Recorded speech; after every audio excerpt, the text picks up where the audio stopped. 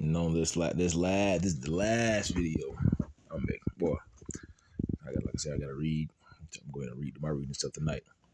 Like I say, Garner is a place I considered home.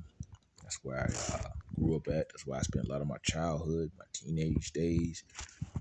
Spent a lot of my time there. After my mom died,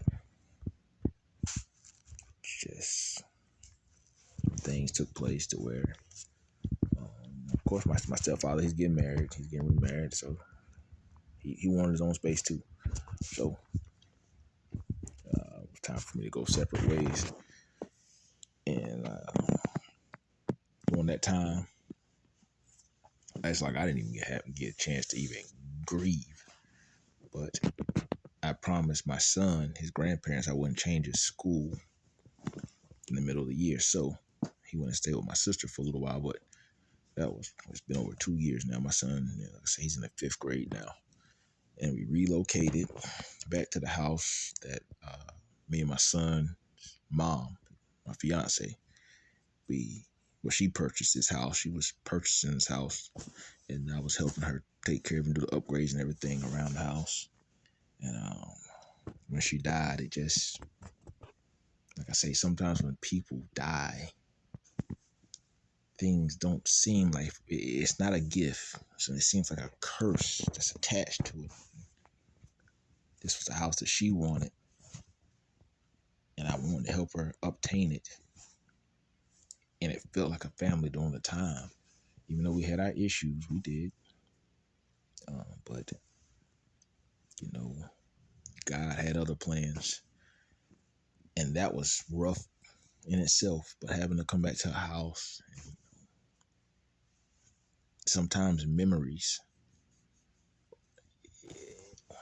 A person that doesn't care, they wouldn't grieve. They don't care, they just move on. But I went through a grief process, because every time I saw my son, I saw her. And every time he had questions that I couldn't answer, that bothered me for many, sometimes it still bothers me. But I'm getting older now. He's getting older, and we're growing together. But it's our faith that keeps us together. And it's just like I say, man, it's a praying time for a lot of people in the world. There's a lot of wickedness in the land, and people are unaware because they're so distracted with their day-to-day life activities that they don't believe anymore. People don't believe anymore. They don't fear the spirit because they're so involved in themselves. People don't want to, they don't want to acknowledge, they want to acknowledge God, but they don't want to give him the glory the way they should. They do. And that's what bothers me, because I'm old Baptist church I used to go to. Like I said, I used to watch my dad, I used to watch him preach. But I don't know what happened. Somehow he went from preaching in the pulpit to more being involved in politics. And it's like, they don't go hand in hand. That shouldn't even be taught, be mentioned at a church, And sometimes that's where me and him fall out at. But like I say, it is what it is, man. I said it's time for people to get their house in order. Remember, your body is like the temple, but it says get your house in order. It starts at home first.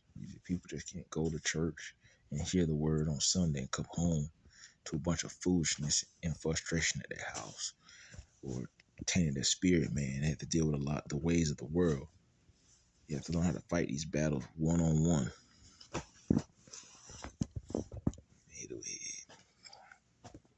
Front line, that prayer line at home. We all continue to be blessed. Feed your spirit, man.